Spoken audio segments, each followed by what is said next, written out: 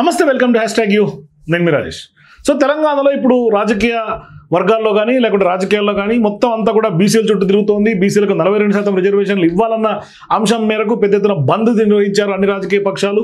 అట్లాగే బీసీలకు సంబంధించినటువంటి పక్షాలు ఇచ్చినటువంటి బంద్కి అన్ని ప్రధాన రాజకీయ పార్టీలు, అధికార పార్టీ కాంగ్రెస్ పార్టీ సహా మద్దతు ఇచ్చారు.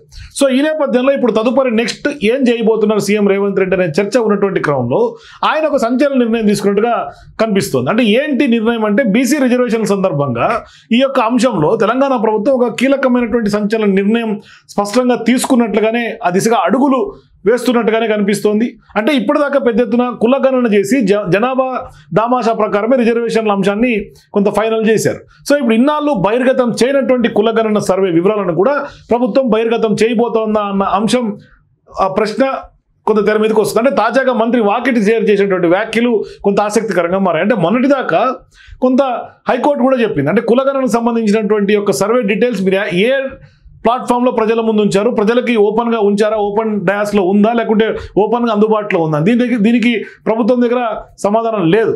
ఇటువంటి ఆరోపణలు వస్తున్నటువంటి నేపథ్యంలో డెడికేషన్ కమిషన్ రిపోర్ట్ను ప్రభుత్వం బయట పెట్టలేదని, నిజంగానే కాంగ్రెస్ చిత్తశుద్ధి ఉంటే ఆ వివరాలు బయట పెట్టేవాళ్ళు కదా అని కూడా ప్రతిపక్షాలు విమర్శలు చేస్తున్నటువంటి ఈ యొక్క క్రిటికల్ టైంలో తెలంగాణ రాజకీయాలని బీసీ రిజర్వేషన్ల చుట్టూ తిరుగుతున్నటువంటి నేపథ్యంలో వాకిటి శ్రీహరి సంచలన వ్యాఖ్యలు చేశారు.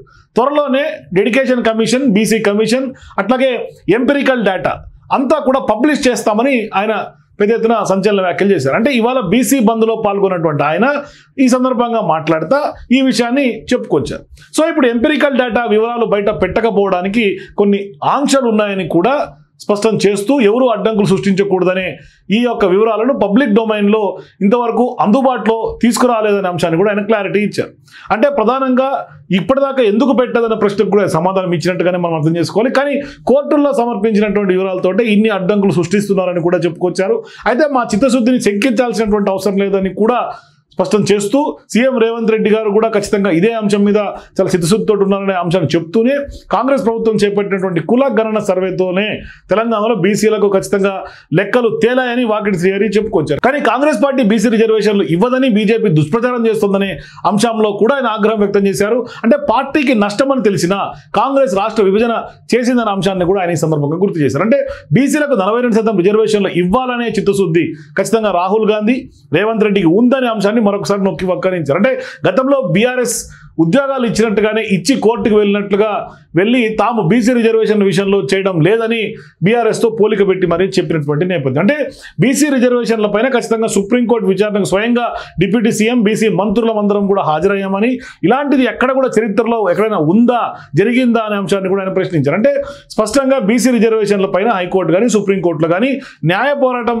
స్వయంగా చేస్తున్నామనే అంశాన్ని కూడా చెప్తూ, బీసీలకు న్యాయం జరిగే ఇంత మంచి అవకాశం మళ్ళీ రాదనే అంశాన్ని కూడా మంత్రి వాకిటి శ్రీహరి చెప్పుకొచ్చారు. అంటే ఖచ్చితంగా 2 రోజుల పాటు తానే హైకోర్టులో ఉన్నానని కూడా ఆయన చెప్పారు. అయితే కొండా సురేఖ ఎపిసోడ్లో మాత్రం ఆమె ఇంటికి ఖచ్చితంగా పోలీసులు వెళ్లాల్సింది కాదని ఆ అంశాన్ని చెప్పుకొచ్చి, కానీ బీసీ రిజర్వేషన్లకు దాన్ని ముడిపెట్టదనే అంశాన్ని కూడా చెప్పుకొచ్చారు. ఇది వేరే విషయం, దీన్ని కలపొద్దు.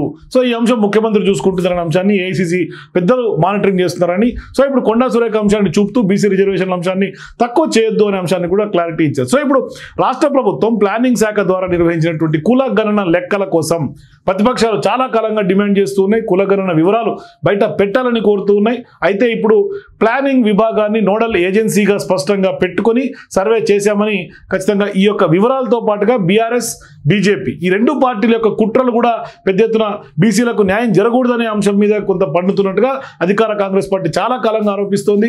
మరి కుల గణన వివరాలు బహిర్గతం చేస్తే ఖచ్చితంగా వ్యక్తుల వ్యక్తిగత ప్రైవసీకి కూడా భంగం కలుగుతుందని, అందువల్లే పూర్తి వివరాలు పబ్లిక్ డొమైన్లో ఇంతకాలం ఉంచకుండా, అందుబాటులో కూడా ఇంతకాలం పూర్తి వివరాలను పబ్లిక్ డొమైన్లో ఉంచకుండా అందులోని సారాంశాన్ని మాత్రమే వెల్లడించామనే అంశాన్ని కూడా వాకిటి శ్రీహరి చెప్పుకొచ్చారు. అయితే తాజా పరిణామాల నేపథ్యంలో ఈ వివరాలను పబ్లిక్ డొమైన్లో ఏమైనా ఉండబోతుందా అన్న చర్చ అయితే ప్రశ్న అయితే ఉత్పన్నమవుతుంది. అంటే వాకిటి శ్రీహరి వ్యాఖ్యలు ఇందుకు ప్రధానంగా నిదర్శనం అనే చర్చ ఇప్పుడు రాష్ట్ర రాజకీయ వర్గాల్లో జరుగుతుంది. అంటే ఆయన వ్యాఖ్యల తర్వాత ఇప్పుడు పబ్లిక్ డొమైన్లో ఏమన్నా ఈ డేటాను పెడతారా? ఎందుకంటే మొత్తంగా చూస్తే కనుక బీసీలకు 42% రిజర్వేషన్ల అంశమే ఒక రకంగా ఛాలెంజింగ్గా తీసుకున్నటువంటి కాంగ్రెస్ పార్టీ ప్రభుత్వం ఇప్పుడు ఖచ్చితంగా కాంగ్రెస్ పార్టీ ఎలా ముందడుగు వేయబోతుంది అనేది మాత్రం ఒక సస్పెన్స్గా మారింది. ఖచ్చితంగా పార్టీ పరంగా ఇచ్చి తీరుతామంటుంది. లేదు ఖచ్చితంగా సుప్రీంకోర్టు కూడా మొన్నటి ఎస్ఎల్పి రిజెక్ట్ అయిన తర్వాత మేము ఖచ్చితంగా 42% రిజర్వేషన్ ఇచ్చి తీరుతామని చెప్తూ ఒకవేళ సాధ్యం కాని పక్షంలో పార్టీ పరంగానే ఇస్తామని కూడా సీఎం రేవంత్ రెడ్డి చెప్తున్నటువంటి క్రమం మనం చూస్తున్నాం. మొత్తం మీద